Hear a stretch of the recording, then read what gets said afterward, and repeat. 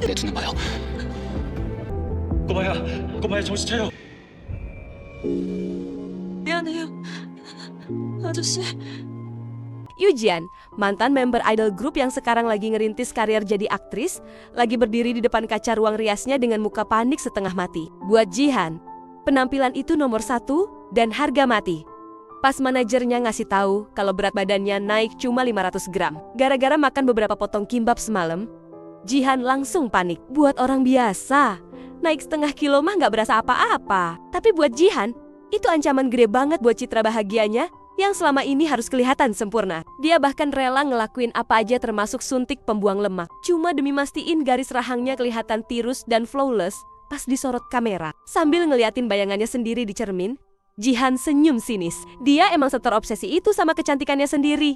Dalam pikirannya, dia tuh kayak karya seni tiada tanding. Tapi ya, di balik rasa pede dan kesombongannya itu, ada satu ketakutan gede yang selalu ngintai. Takut banget kelihatan kalah di malam penganugerahan festival film bergengsi itu. Musuh bebuyutan yang juga mantan teman satu grupnya dulu, Han Hee-jin, datang juga. Mereka berdua sama-sama masuk nominasi aktris pendatang baru terbaik. Dulu, hubungan mereka emang super dingin dan penuh rasa benci. Waktu masih jadi idol, Jihan ngerasa cuma dia doang yang kerja keras. Banting tulang tidur cuma 4 jam sehari demi ngangkat nama grup. Sementara member lain, termasuk Hee-jin, di matanya cuma numpang tenar doang. Pas grup mereka akhirnya bubar, semua orang malah nyalahin Jihan gara-gara milih solo karier. Padahal menurut Jihan, mereka bubar bukan karena dia egois, tapi ya karena member lainnya emang gak ada bakatnya aja. Di depan ratusan kamera yang jepret-jepret, Jihan ngerangkul Hee-jin sambil pamer senyuman paling manis, pura-pura seolah mereka tuh sahabat sejati yang saling dukung. Media langsung kemakan umpan dan muji-muji persahabatan mereka. Padahal di balik senyuman itu, ada rasa benci yang udah diubun-ubun dan siap meledak. Tapi ya, takdir malam itu berkata lain. Pas amplop pemenang aktris pendatang baru terbaik dibuka, nama yang dipanggil bukannya Yoo Ji-han, tapi Han Hee-jin. Kekalahan itu benar-benar nampol ego Jihan banget. Waktu ngelihat Hee-jin naik ke panggung sambil nangis terharu dan bawain pidato kemenangan, dada Jihan berasa sesak gara-gara nggak terima. Malam itu, dia pulang ke rumah dengan amarah yang benar-benar membakar. Nyampe rumah, Jihan langsung melampiaskan kekesalannya di meja makan. Dia stres, makannya lahap banget. Sambil ditemenin sama manajer dan direktur agensinya, Jihan terus-terusan ngomel dan pertanyain kenapa aktingnya bisa dianggap kalah sama Hee-jin. Buat Jihan, akting Hee-jin tuh biasa aja dan gak ada apa-apanya. Sambil frustrasi berat, dia maksa manajernya buat jujur. Malam itu, sang manajer akhirnya nekat nyuarain kebenaran yang pahit banget.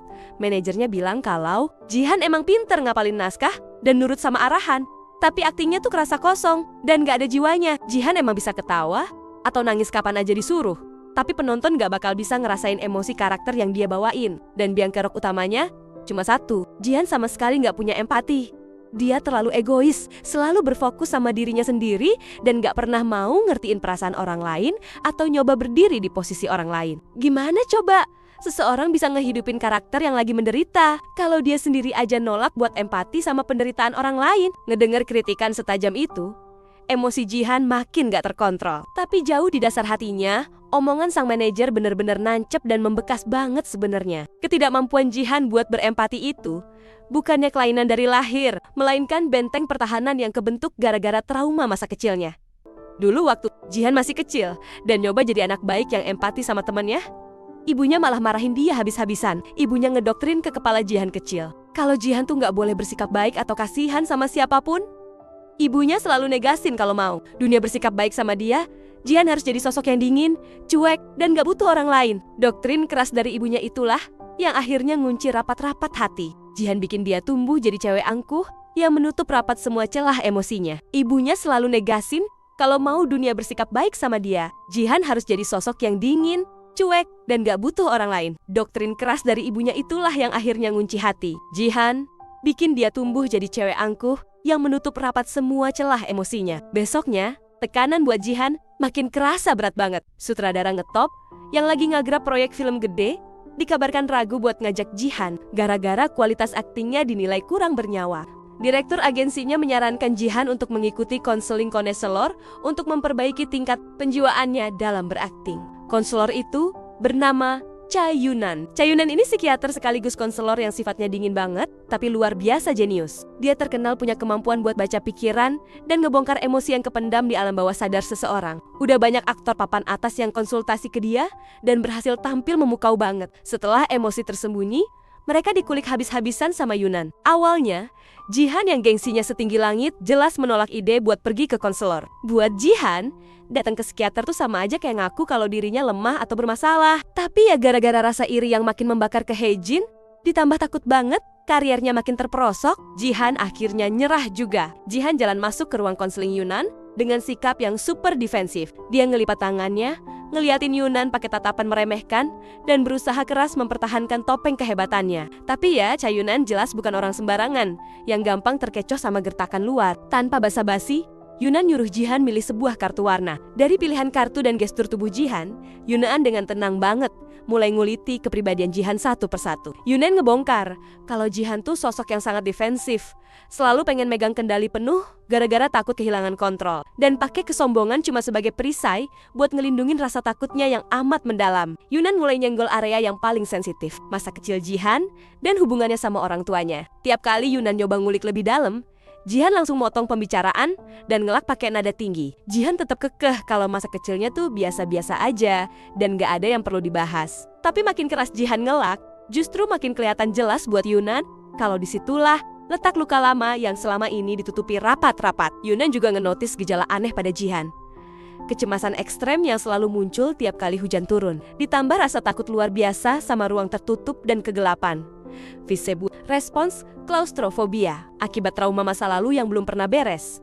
Pas banget waktu Yunan lagi ajuin pertanyaan-pertanyaan soal trauma masa kecilnya, awan hitam di luar mendadak meledak jadi hujan deras yang diselingi petir menggelegar. Tiba-tiba, bunyi gemertak listrik kedengeran dari panel utama. Nggak pakai lama, seluruh lampu di gedung itu mendadak mati total. Ruang konseling yang tadinya terang benderang seketika berubah jadi gelap gulita. Dan di saat itulah, hal yang paling ditakutin Jihan beneran kejadian.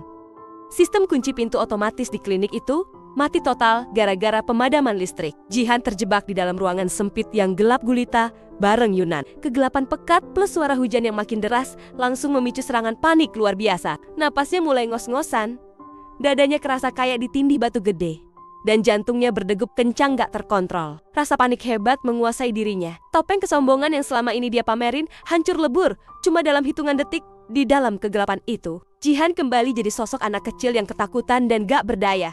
Ngeliat Jihan yang lagi kena panik attack parah, Cha Yunan gak tinggal diam. Dengan langkah tenang, Yunan nyamperin Jihan yang udah terkulai lemas di dekat pintu. Yunan megang kedua bahu Jihan dengan kokoh, ngalihin perhatian si aktris yang lagi histeris itu. Pas mata mereka saling bertatapan dari jarak yang super dekat di tengah kegelapan, sebuah memori kelam masa kecil Jihan mendadak muncul di benaknya. Ingatan soal suara hujan, rasa dingin yang mencekam, suara cowok asing yang berusaha nyelamatin dia, dan kata-kata penyesalan yang pernah dia ucapin waktu masih kecil dulu. Jihan ngeliatin konselor di depannya pakai tatapan penuh tanda tanya dan syok berat. Kejadian itu membuat Yu Jihan jadi kepikiran. Cewek yang biasanya mandang dunia pakai keangkuhan dingin itu, sekarang ngerasa ada sesuatu yang aneh di dalam jiwanya. Di depan direktur agensi sama manajernya, Jihan berusaha keras berpura-pura semuanya baik-baik saja. Tapi ya gitu, kalimat-kalimat Cha Yunan terus bergema tanpa henti. Bahkan, ketakutan Jihan sama suara gemuruh hujan dan ruangan sempit sekarang makin kerasa nyata. Pas gerimis balik mengguyur kota, rasa takut tersembunyinya malah memaksa dia buat nahan manajernya biar nggak ninggalin dia sendirian. Perubahan sikap Jihan yang mendadak cemas ini jelas nggak lolos dari pengamatan manajernya. Jihan yang biasanya nggak pernah peduli sama orang lain, sekarang secara nggak sadar malah mikirin sosok Cha Yunan. Rasa penasaran bercampur takut jadi satu, bikin Jihan gak bisa tidur nyenyak sepanjang malam. Jian ngerasa seolah-olah konselor misterius itu udah berhasil ngeretas pertahanan terkuatnya. Di tengah ketakutan kalau karirnya makin meredup, Jihan menggantungkan harapan besarnya sama proyek film terbaru. Garapan sutradara Moon ini dikenal sebagai sutradara paling berpengaruh di industri film papan atas. Jihan datang ke pertemuan penting itu dengan ambisi membara buat ngebuktiin kalau dia bukan cuma sekedar mantan member idol group yang modal muka cantik doang, tapi emang aktris berbakat. Tapi ya gitu, harapan Jihan hancur berkeping-keping pas dia sadar kalau rival terberatnya, Han Hee-jin, ternyata diundang juga di pertemuan yang sama. Pertemuan bisnis itu seketika berubah jadi medan penderitaan baru buat ego Jihan tanpa basa-basi. Sutradara Moon langsung nolak Jihan secara terbuka. Sang sutradara menilai kalau gaya akting Jihan tuh kerasa dangkal banget, teknik palsu, dan sama sekali nggak punya emosi manusiawi yang jujur. Sutradara Moon bahkan nyindir kalau orang yang tumbuh dalam kemewahan dan selalu mementingkan diri sendiri kayak Jihan nggak bakal pernah bisa ngertiin arti penderitaan dan keputusasaan. Padahal itu inti utama dari karakter di filmnya. Bukannya nahan diri demi nyelamatin peluang karirnya, ego Jihan yang udah keburu terluka, Jihan ngebales serangan sang sutradara secara tajam banget. Jihan terang-terangan menuduh sutradara Moon sebagai seniman arogan yang cuma bersembunyi di balik estetika seni, tanpa pernah tahu rasanya berjuang mati-matian demi bertahan hidup. Dia juga menegaskan kalau dirinya sama sekali nggak sudi ngemis peran sama sutradara yang sok suci kayak gitu. Abis itu, Jihan melangkah keluar dengan kepala tegak. Tapi ya gitu, akibat dari luapan emosinya itu benar-benar fatal. Peluang emas buat benerin reputasi aktingnya sirna, gitu aja. Belum selesai sampai di situ, pukulan berikutnya datang tanpa ampun lewat skandal publik yang merusak seluruh sisa pencapaiannya. Sebuah rekaman video terpotong yang nyudutin Jihan mendadak viral di media sosial. Di video itu, Jihan kelihatan kayak lagi melakukan power trip dan intimidasi verbal ke penata gayanya, Mi Jong. Padahal, kenyataan di balik video itu benar-benar berbanding terbalik. Jihan yang emang kaku dan ogah kelihatan lemah lembut sebenarnya. Lagi berusaha ngebantu nanggung seluruh biaya pengobatan ibunya Mi Jong. Tapi, ya gitu, publik mah nggak peduli sama kebenaran utuh. Pas ada narasi kejahatan seleb ternama yang bisa mereka hakimi ramai-ramai. Cuma dalam hitungan jam, opini publik langsung berbalik benci setengah mati sama Jihan. Gelombang hujatan netizen meluap-luap di medsos. Ngecap Jihan sebagai cewek sombong yang hatinya sedingin es. Dampak finansial sama karirnya langsung selesai. Satu persatu brand gede mendadak cancel kontrak iklan mereka. Nama Jihan di-drop dari proyek drama yang lagi jalan. Dan reputasi yang dibangun susah payah bertahun-tahun langsung hancur cuma dalam semalam. Direktur agensinya yang selama ini selalu manis pas Jihan masih nyetak duit gede, mulai nunjukin topeng aslinya. Ngeliat value komersial Jihan yang udah anjlok parah, si CEO malah tega nyodorin draft kontrak baru yang super memeras dan gak adil sama sekali. Sadar kalau selama ini dia cuma dianggap sebagai sapi perah penarik uang yang langsung dibuang gitu aja pas kena masalah.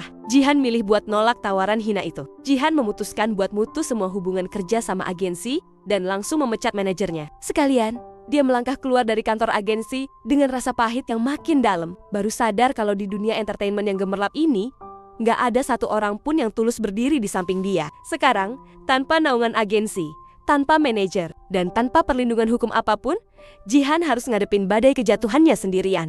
Keadaan Jihan makin memburuk pas masalah finansial ikutan ngerempet dia. Demi nyoba mulai hidup baru secara mandiri, Jihan berniat nyewa tempat tinggal baru pakai sisa tabungan pribadinya. Tapi ya gitu, seumur-umur gak pernah ngurusin hal administratif dan selalu bergantung sama orang lain. Jihan jadi sasaran empuk buat agen properti penipu.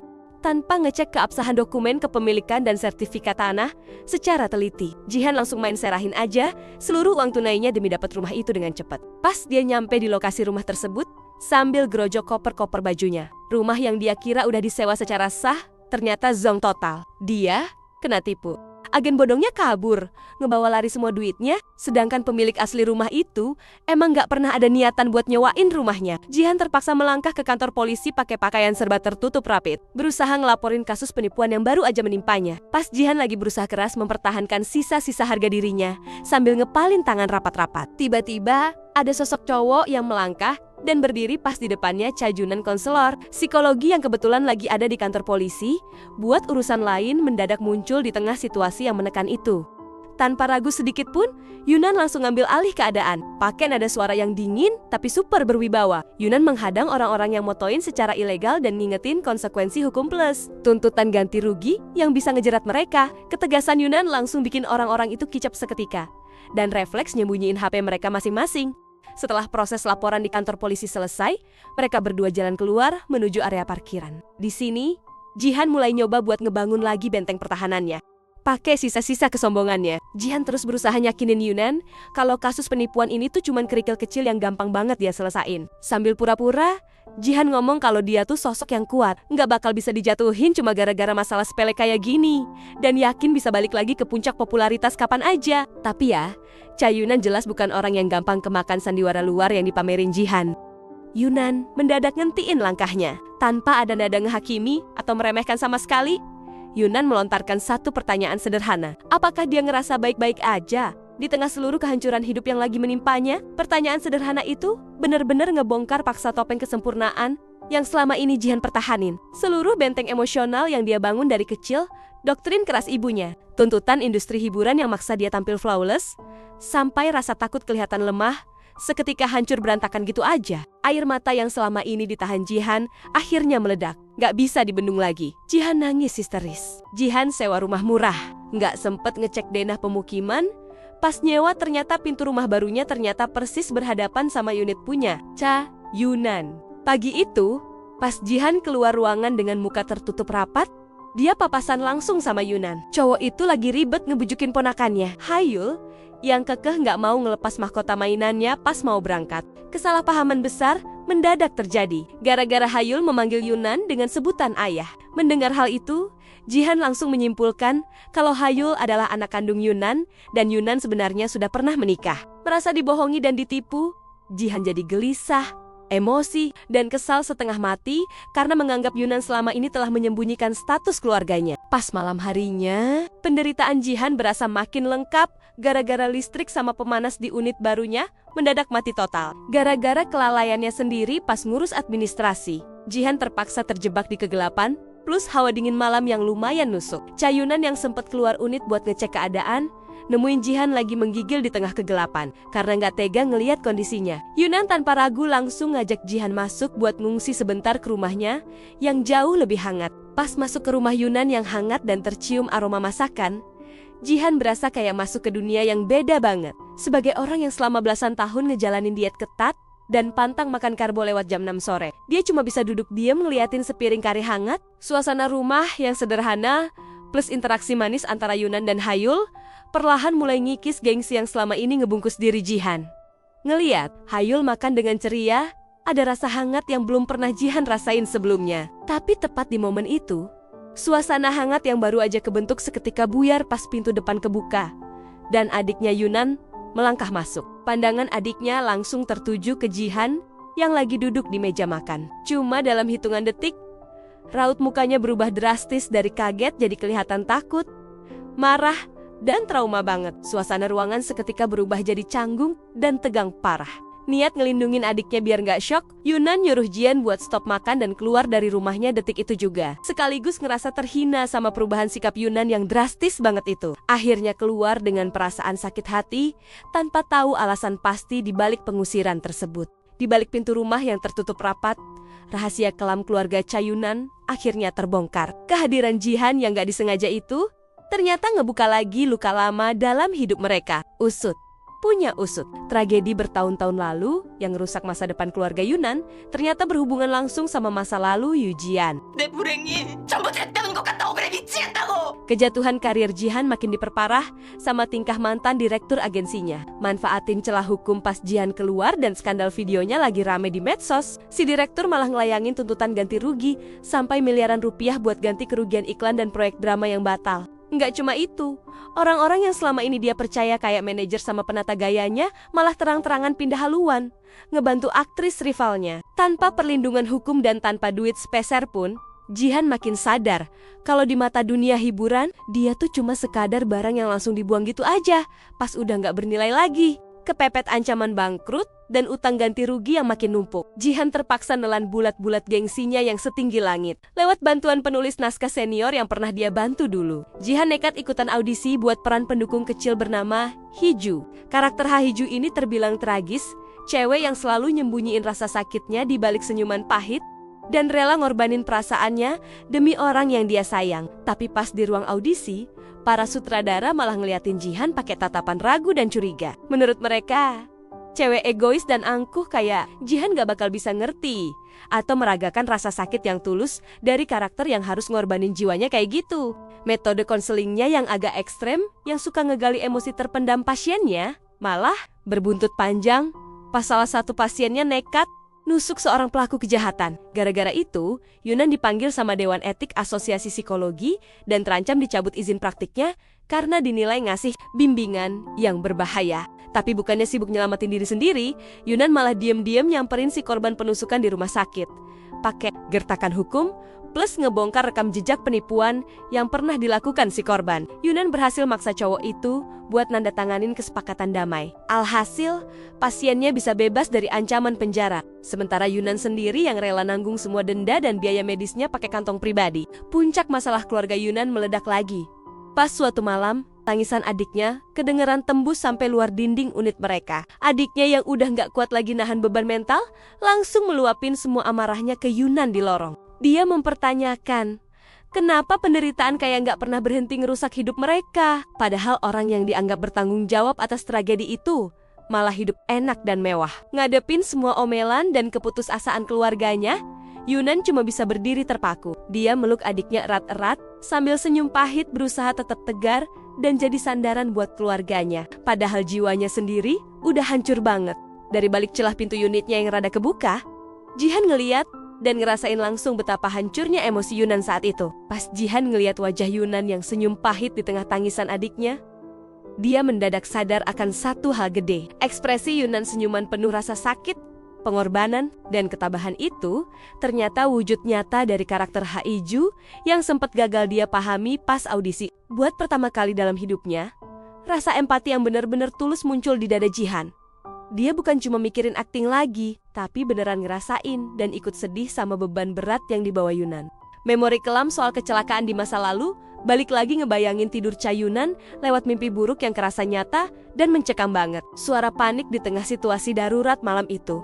Jeritan pas dia manggil nama adiknya yang hilang, plus ingatan soal pengorbanan ayahnya demi nyelamatin nyawa orang lain, semuanya masih nempel rapid di alam bawah sadarnya.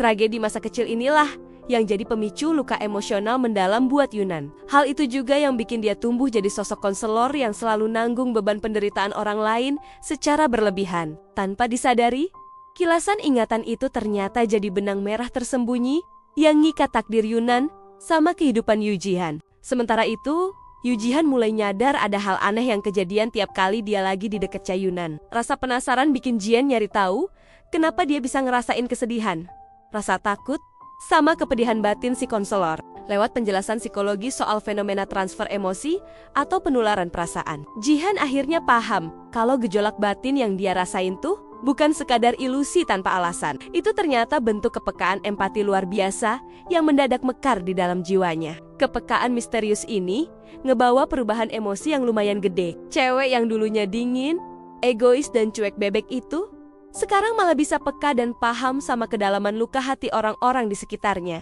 Berbekal rasa empati baru yang dia serap dari penderitaan Yunan, Jihan memberanikan diri minta kesempatan kedua buat audisi peran Heru ke sutradara dan penulis naskah.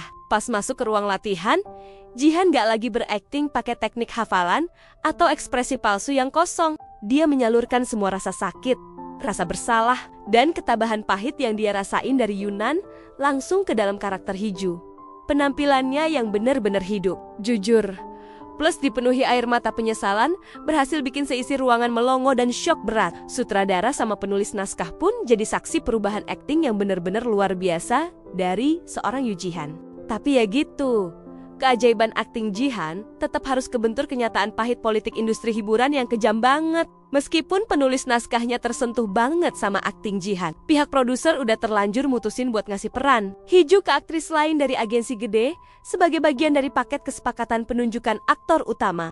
Penolakan itu benar-benar jadi tamparan keras buat gengsi dan harapan Jihan. Kerja keras dan ketulusan emosi yang baru aja dia perjuangin disingkirin gitu aja demi urusan bisnis doang, meninggalkan rasa kecewa, hampa, dan penderitaan yang dalam banget di jiwanya. Rasa putus asa gara-gara batal dapat peran itu ngebikin Jihan nekat ngambil tindakan ekstrim demi nyelamatin kariernya yang udah di ujung tanduk. Sadar kalau kunci utama perkembangan aktingnya ada di kemampuannya nyerap emosi, Jihan langsung nyamperin si konselor dan ngajuin tawaran yang lumayan bikin kaget. Jihan minta Yunan buat jadi manajer pribadinya, sekaligus pendamping emosional yang siap membagikan perasaannya demi kepentingan akting Jihan. Tapi Yunan nolak mentah-mentah tawaran itu. Yunan risih kalau perasaan batinnya yang paling dalam terus-terusan dibaca dan dieksploitasi. Apalagi masih ada trauma masa lalu yang ngebayangin hubungan mereka berdua. Di saat yang sama, hidup Yunan sendiri lagi ada di ambang kehancuran karir. Dewan Etik Asosiasi Psikologi secara resmi ngebekuin izin praktiknya selama 3 bulan gara-gara metode konselingnya dinilai terlalu berisiko dan ngelanggar batas etika. Beban pikiran Yunan makin numpuk pas anak kecilnya, Hayul, mendadak berkeliaran sendirian di tengah hujan deras gara-gara kangen suasana keluarga yang utuh. Beruntung, Jihan nemuin Hayul dan ngebawa anak itu pulang ke rumah dengan selamat. Meskipun situasi itu sempat memicu ketegangan dan salah paham di antara mereka. Dari interaksi itu juga terungkap rahasia kalau hubungan Hayul dan Yunan ternyata menyimpan fakta keluarga yang gak sederhana. Sementara itu, tekanan buat Jihan makin memuncak pas mantan direktur agensinya ngelancarin intimidasi keuangan secara brutal. Si direktur mendadak nuntut ganti rugi miliaran rupiah atas kerugian pembatalan iklan dan proyek masa lalu, manfaatin celah hukum buat memeras Jihan yang udah gak berdaya. Di tengah keterpurukannya, Jihan nyamperin mantan rekan kerjanya demi nyari keadilan. Tapi bukannya dapat bantuan, dia malah dapat pengkhianatan manis orang-orang yang dulu pernah dibantunya. Sekarang malah berbalik memunggungi dan manfaatin dia demi keuntungan pribadi. Jihan pun makin sadar betapa sepinya ada di titik terendah tanpa punya satupun teman sejati yang bersedia menopangnya. Beban utang yang numpuk, ancaman hukum, plus kebiasaan minum obat diet berlebihan tanpa makan yang benar. Kabar burung sama kepanikan soal kondisi Jihan dengan cepat nyebar di antara lingkaran terdekatnya. Muncul kekhawatiran gede kalau aktris itu nekat mau mengakhiri hidupnya gara-gara depresi berat yang selama ini nyelimutin dia. Yunan langsung lari menuju rumah Jihan. Pas nemuin pintunya terkunci rapid tanpa ada jawaban. Yunan nekat mendobrak masuk dan nemuin Jean udah tergeletak nggak berdaya di lantai. Tanpa buang waktu, Yunan langsung membopong Jihan dan melarikannya ke IGD rumah sakit. Di ruang perawatan, pas ngeliat muka Jihan yang pucat pasi, Yunan ngerasain guncangan emosi yang luar biasa. Dia baru sadar seberapa dalam penderitaan dan kerapuhan yang selama ini ditanggung cewek itu. Pas udah sadar dari kondisi kritisnya di rumah sakit, Jihan yang merasa nggak punya pilihan lain, malah makin terdesak buat nyari jalan pintas demi melunasi utang-utangnya. Dalam kondisi mental yang lagi rapuh-rapuhnya, Jihan mendadak didatengin sama No Jong Sik, direktur dari As Entertainment, agensi predator yang terkenal kejam di industri hiburan. No Jong Sik manfaatin momen penderitaan Jihan buat nawarin kontrak kerjasama baru. Tapi ya gitu, di balik janji manis mau mulihin karirnya, draft kontrak itu aslinya penuh klausul pemerasan, eksploitasi finansial, sama ikatan perbudakan yang siap ngerusak masa depan Jihan. Untungnya, mantan penggemar setia sekaligus orang terdekat Jihan yang tahu track record busuknya As Entertainment, berusaha keras ngasih peringatan. Dia ngejelasin gimana agensi itu sering motong gaji secara ilegal, ngelakuin kekerasan verbal, sampai memperlakukan artis-artisnya secara nggak manusiawi. Peringatan itu langsung bikin Jihan terjebak dalam dilema yang nyiksa banget. Pas banget Jihan mau mendaratkan tanda tangannya di atas kertas perjanjian predator itu. Pintu ruang pertemuan mendadak kebuka lebar. Cha Yunan melangkah masuk ke dalam ruangan dengan tatapan mata dingin, tegas, dan penuh keberanian. Yunan langsung motong perundingan itu dan tanpa ragu ngentiin aksi nekat Jihan. Di depan si direktur predator yang kaget campur emosi, Yunan secara terbuka narik lembaran kontrak tersebut dan membatalkan kesepakatan gitu aja. Yunan natap lurus tepat ke mata Jihan, terus ngumumin keputusan besarnya buat jadi manajer pribadinya Jihan. Keputusan Dewan Etik yang ngebekuin izin praktik konseling Cha Yunan. Selama 3 bulan ternyata malah ngebuka jalan baru dalam hidupnya. Demi ngelindungin Yu Jihan dari agensi predator, sekaligus benerin nama baik si aktris, Yunan nekat ngambil langkah berani. Dia setuju jadi manajer pribadinya Jihan selama masa pembekuan izin itu. Di draft kontrak mereka, Yunan ngajuin syarat mutlak. Pekerjaan barunya ini harus dirahasiain dari seluruh keluarganya, terutama adiknya yang punya trauma berat. Sebaliknya, Jihan nyelipin klausul khusus yang minta Yunan buat selalu nemenin dia ngolah emosi demi ningkatin kualitas aktingnya. Biar kontak batin mereka lancar, pas di lokasi syuting nanti, mereka berdua nyoba ngelakuin tes jarak di lorong gedung yang sepi. Langkah demi langkah dihitung dengan teliti. Sampai akhirnya nemuin fakta kalau emosi Yunan bisa kerasa dan diserap sama Jihan dalam jarak maksimal 50 meter. Pas lagi latihan pendalaman karakter, Jihan gak sengaja menyentuh masa lalu paling kelam dari manajer barunya. Waktu lagi ngebaca naskah tentang Hiju, karakter yang harus nyembunyiin kesedihan di balik senyuman Yunan. Akhirnya cerita soal tragedi masa kecil yang selama ini dia tutup-tutupi rapat-rapat. Yunan cerita tentang almarhum ayahnya yang dulu orangnya sabar banget dan selalu ngutamain orang lain.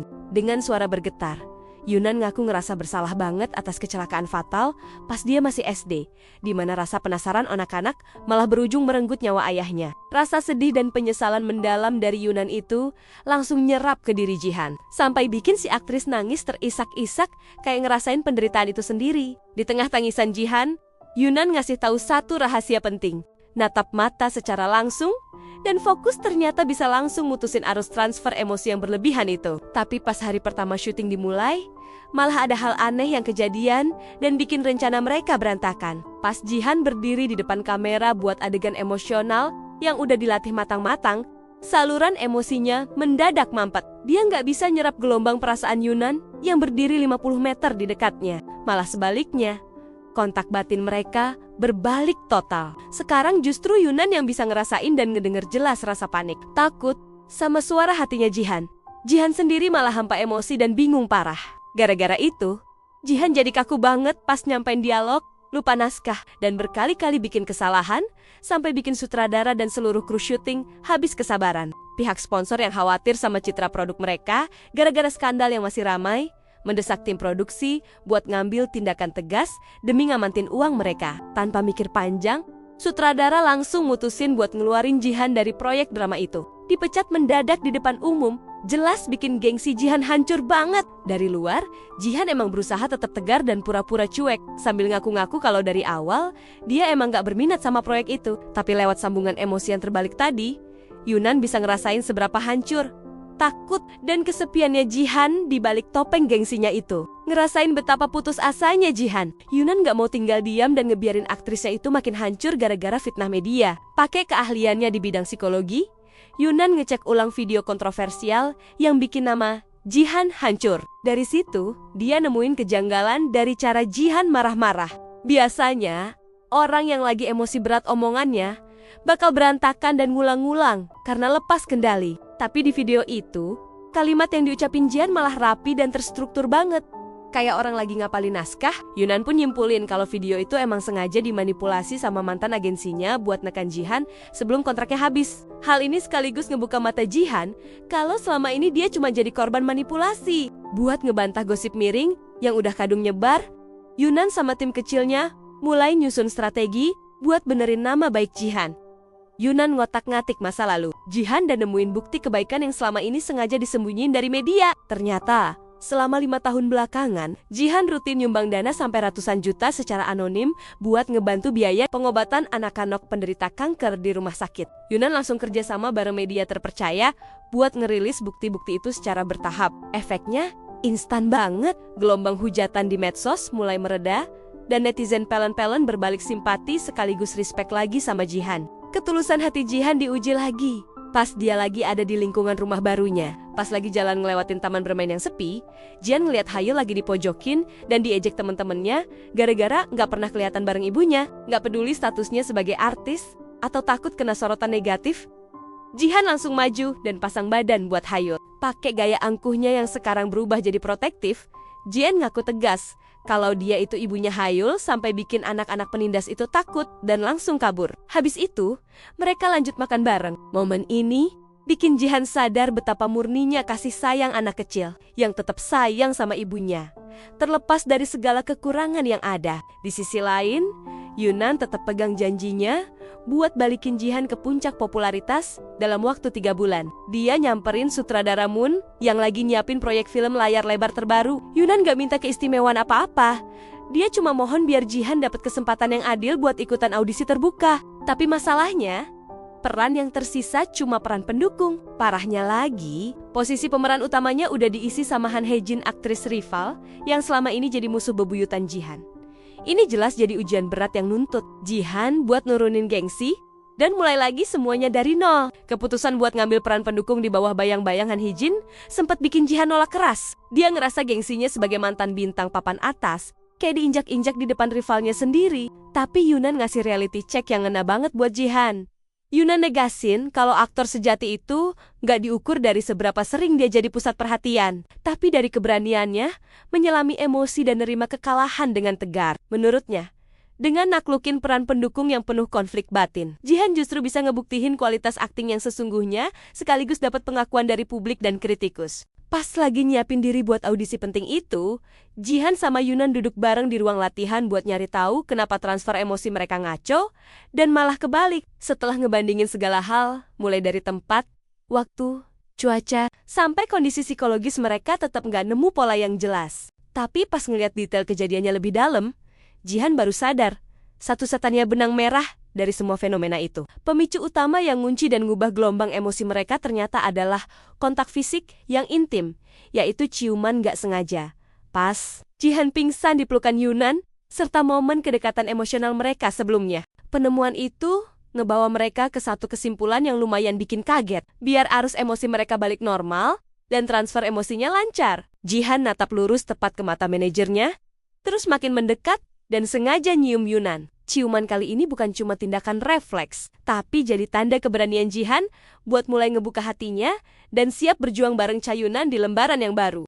Usaha, nekat you. Jihan yang nyoba merekayasa ulang transfer emosi lewat eksperimen ciuman di beda-beda waktu dan tempat, ternyata tetap nggak membuahkan hasil. Malah, fenomena emosi yang terbalik ini makin bikin rumit keadaan. Padahal tenggat audisi film layar lebar garapan sutradara Moon udah di depan mata. Jihan sempat frustrasi dan panik banget pas ngebayangin harus berdiri di ruang audisi tanpa dapat suntikan emosi dari Cayunan. Tapi di balik kepanikan teknis dan rasa canggung itu, eksperimen kontak fisik yang dipaksakan berkali-kali itu perlahan malah ngikis jarak di antara mereka. Momen-momen intim yang tadinya murni demi urusan kerjaan ini justru ninggalin rasa hangat dan getaran aneh di dada masing-masing, sebuah ikatan batin yang sekarang makin susah buat mereka tepis. Pas kondisi mentalnya lagi ropu-rapannya jelang audisi, Jihan akhirnya memberanikan diri cerita soal masa lalunya yang paling kelam ke Yunan. Sambil berkaca-kaca, Jihan ngaku kalau sejak umur 7 tahun, dia udah dieksploitasi habis-habisan sama ibu kandungnya sendiri demi uang lewat dunia model anak. Bukannya dapat kasih sayang, Jihan kecil malah dapat ancaman, dituntut selalu sempurna, dan diperlakukan kasar sampai akhirnya ngebentuk kepribadian dingin pas dia dewasa. Jihan jujur kalau ketakutan terbesarnya sekarang tuh bukan kehilangan popularitas sebagai selebriti, tapi takut kalau ibunya sewaktu-waktu muncul lagi dan ngerusak sisa-sisa hidup yang baru mau dia susun. Ngeliat betapa rapuhnya Jihan di balik sosok angkuh yang selama ini dilihat publik, Yunan ngasih janji yang tulus banget. Yunan negasin kalau dia bakal tetap pasang badan dan ngelindungin Jihan dari ancaman bayang-bayang masa lalunya itu. Berkat dukungan dan pengawalan dari Yunan yang bikin dia jauh lebih tenang, Jihan masuk ke ruang audisi sutradara Moon dan berhasil tampil luar biasa emosional sampai bikin semua orang terpukau. Keberhasilan Jihan dapat peran pendukung itu langsung bikin Han Hee-jin sama direktur agensinya emosi berat. Hee-jin ngerasa terancam dan panik karena sadar peningkatan akting Jihan yang makin mantap bisa bikin dia kalah pamor. Padahal posisinya pemeran utama. Si direktur sempat berusaha nekan sutradara Moon biar ngebatalin hasil audisi, tapi sutradara Moon nolak intervensi kayak gitu. Dia negasin kalau Jihan murni terpilih karena kualitas dan kejujuran emosi yang dia tunjukin di depan kamera. Pas Jihan lagi ngerayain keberhasilannya, kehadiran dia di sekitar Yunan justru terus memicu trauma dan emosi berat dari adiknya, Yunha. Pas ada kejadian kecil yang ngenain Hayul di rumah, rasa takut berlebihan, Yunha meledak sampai dia nuduh dan benci banget sama Jihan. Yunha bahkan minta Yunan secara histeris buat ngusir Jihan dari tempat tinggal mereka dan mutusin semua hubungan. Ngadapin amarah adiknya, Yunan yang ngerasa bersalah cuma mohon dikasih waktu 3 bulan sampai tugasnya sebagai manajer selesai dan Jihan bisa berdiri sendiri secara finansial sama reputasi. Yunan janji pas 3 bulan itu kelar, dia bakal pergi dan menghilang dari hidup Jihan selamanya demi kedamaian keluarganya. Di tengah kesibukan nyiapin syuting yang makin dekat, Yunan tetap pakai kemampuan analisisnya buat nyelidikin akar skandal intimidasi yang ngancurin karier Jihan. Dibantu mantan manajer Jihan yang ngerasa nyesel, Yunan berhasil nemuin bukti kunci soal video viral yang kontroversial itu. Ternyata, isi video itu bukan aksi intimidasi atau kekerasan verbal ke staf kayak yang dituduhin orang-orang, tapi cuma rekaman latihan naskah buat film independen berjudul Kamar Dalam Awan bareng penata gayanya, Mi Jong. Video latihan itu sengaja diedit jahat dan dibocorin ke media atas perintah mantan direktur agensinya, Jihan, demi menjatuhkan nama baiknya dan maksa dia perpanjang kontrak. Begitu tahu kalau dirinya cuma korban jebakan dan konspirasi jahat, rasa percaya diri Jihan langsung balik lagi pas syuting hari pertama dimulai. Di depan kamera, Jihan numpahin semua rasa sakit dan kepekaan empati barunya ke dalam karakter yang dia mainin. Tiap dialog dan ekspresi mukanya kelihatan jujur dan dapet banget emosinya. Perubahan akting Jihan yang makin matang ini bikin seluruh kru syuting sama sutradara Moon melongo kagum. Mereka ngakuin kalau Jihan udah jauh melampaui kemampuan aktingnya yang dulu. Momen berharga di lokasi syuting ini jadi bukti awal kalau Jihan emang sanggup ngerebut balik harga diri dan kehormatannya sebagai seorang aktris sejati. Tapi jalan Jihan buat benerin nama baiknya tetap nggak mulus gitu aja. Ada masalah baru yang mendadak muncul. Tawaran iklan bernilai gede yang padahal butuh banget dia pakai buat ngelunasin utang-utangnya mendadak dibatalin sepihak sama pihak klien. Usut punya usut, pembatalan ini gara-gara muncul artikel rumor negatif baru dari wartawan hiburan yang dapat bayaran rahasia dari mantan agensinya, Jihan.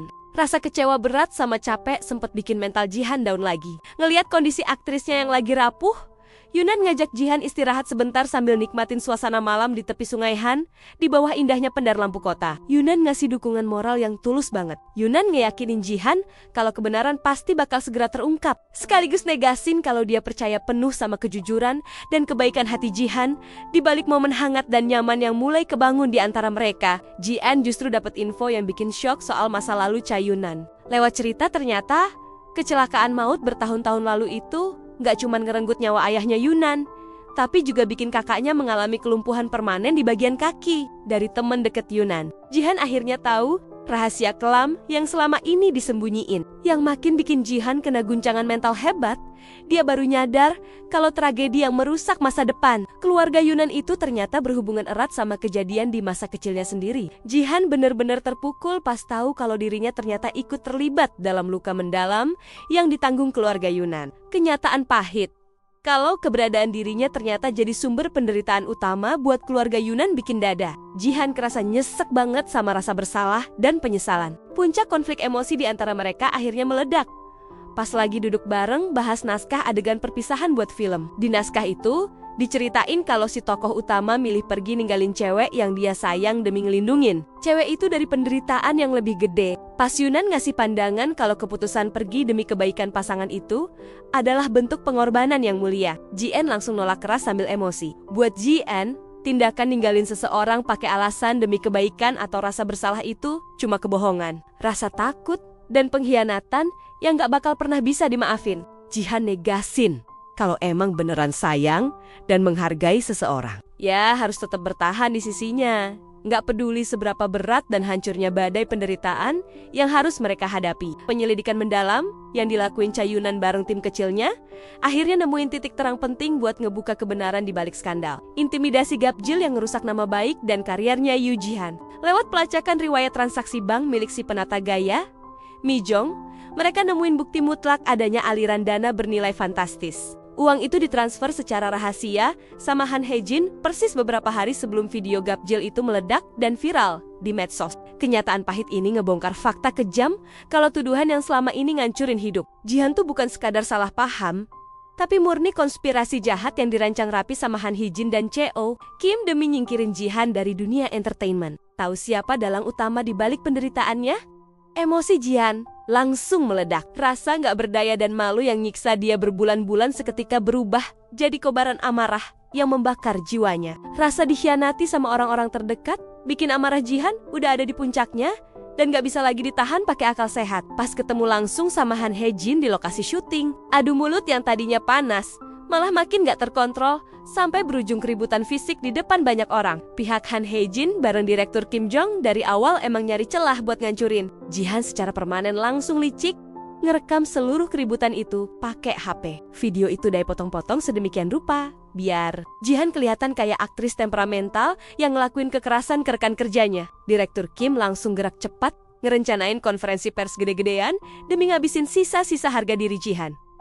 Dia berniat memecat Jihan secara tidak hormat dari proyek film itu, sekaligus mastiin kalau Jihan gak bakal pernah bisa bangkit lagi di dunia entertainment. Tapi rencana busuk yang udah disusun rapi sama direktur Kim dan Han Hye-jin hancur berantakan gara-gara pergerakan cepat dan pendekatan manusiawi dari Cha Yunan. Yunan berhasil melacak keberadaan Mei Jeng yang saat itu lagi berduka banget pasca ibunya meninggal di rumah sakit. Lewat ketulusan hati, sambil nunjukin naskah asli dari proyek film independen Kamar Dalam Awan, Yunan berhasil nyentuh hati nurani Mei Jeng yang selama ini tertekan rasa bersalah. Tergugah oleh penyesalan yang mendalam, Mi-jong akhirnya bikin video pengakuan terbuka ke publik. Dia ngejelasin kalau video viral itu murni cuma adegan latihan, baca naskah yang sengaja diedit jahat, atas perintah dan bayaran dari Direktur Kim. Berbarengan sama terbongkarnya skandal suap wartawan hiburan, nama baik Kyu Ji-han seketika pulih total, dan publik langsung berbalik mendukung dia secara masif. Terkuaknya kebenaran ini bikin Ji-han panen dukungan luar biasa dari masyarakat luas, sekaligus mengembalikan kehormatan dan citranya sebagai aktris berbakat yang punya integritas. Hari itu jadi momen kebahagiaan paling murni yang pernah dia rasain. Sambil natap wajah Yunan yang selalu setia ada di sisinya pas badai menerpa, Ji-han makin yakin di dalam hatinya kalau cowok ini emang sosok pelindung sejati yang ditakdirin buat menopang jiwanya. Tapi tepat pas Ji-han ngerasa udah nemuin tempat bersandar dan ngantungin seluruh kebahagiaannya ke Yunan, takdir malah mempermainkan dia dengan kejam banget. Yunan yang nyadar kalau tugasnya buat benerin nama baik Ji-han udah kelar dan Ji-han udah bisa berdiri mandiri, milih buat menepati janji rahasianya ke sang kakak. Dia sadar kalau rasa bersalah atas tragedi masa lalu bakal terus ngerepotin hatinya kalau dia tetap ada di deket Ji-han. Akhirnya, Yunan ngambil keputusan sepihak yang berat dan nyiksa banget.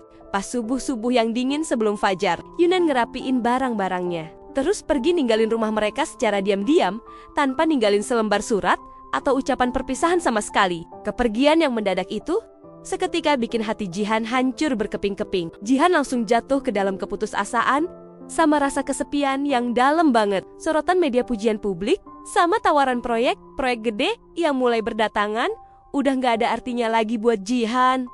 Dia ngabisin seluruh waktu dan tenaganya cuma buat nyusurin tempat-tempat yang pernah mereka datengin bareng. Ngarep banget bisa nemuin keberadaan Yunan.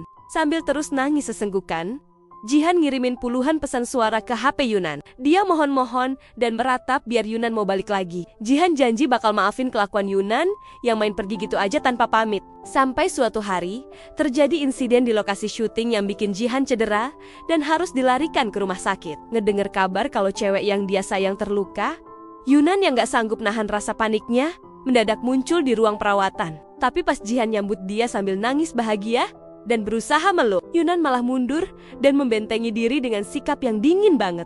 Pakai nada suara yang kaku dan asing, Yunan bohong kalau alasannya pergi tuh cuma gara-gara dia lelah jadi manajer. Yunan bahkan tega negasin kalau hubungan mereka murni cuma urusan kerjaan, dan ngaku kalau ciuman di antara mereka dulu cuma sekadar tanda perpisahan tanpa arti emosional apapun. Lewat ikatan emosi yang masih terhubung kuat di antara mereka, Ji-han bisa ngerasain dengan jelas banget seberapa dalam rasa cinta, penyesalan, dan penderitaan yang lagi coba disembunyiin Yunan. Di tengah ketegangan yang masih menyelimuti mereka di lokasi syuting, langit malam makin gelap dan tiba-tiba meletus hujan deras yang disertai kilatan petir menggelegar. Pas Ji-han lagi ada di dalam ruang ganti yang terisolasi, listrik mendadak padam total. Mati listrik itu bikin sistem kunci pintu otomatisnya langsung terkunci mati. Ji-han pun terjebak sendirian di ruangan yang gelap gulita. Di puncak serangan paniknya saat rasa takut mati menguasai jiwanya, guncangan psikologis ekstrem itu secara tak terduga memecahkan benteng amnesia traumatis yang selama ini ngunci ingatan masa kecilnya. Kilasan memori kelam tentang insiden kebakaran dan kejatuhan gudang di masa lalunya berkelebat dengan sangat jelas. Ji-han ingat sosok pria dewasa yang dengan penuh keberanian mempertaruhkan dan mengorbankan nyawanya demi menyelamatkan Ji-han kecil dari kobaran api. Kesadaran mendadak bahwa pria penolong yang tewas di masa lalu itu ternyata adalah ayah kandung Cha Yunan langsung merobek jiwanya. Kenyataan pahit ini ngebongkar hakikat sebenarnya dari ikatan takdir. Fakta itu ngebawa Ji-han ke konfrontasi sengit bareng ibu kandungnya. Ji-han ngebongkar kebohongan ibunya yang selama belasan tahun ngaku-ngaku nyelamatin Ji-han. Padahal itu cuma taktik biar Ji-han ngerasa utang budi dan terus dimanfaatin sebagai mesin pencari uang. Parahnya lagi, ibunya tanpa rasa nyesel ngaku kalau dia emang kerja sama bareng CEO, Direktur Kim buat bikin skandal gapjil.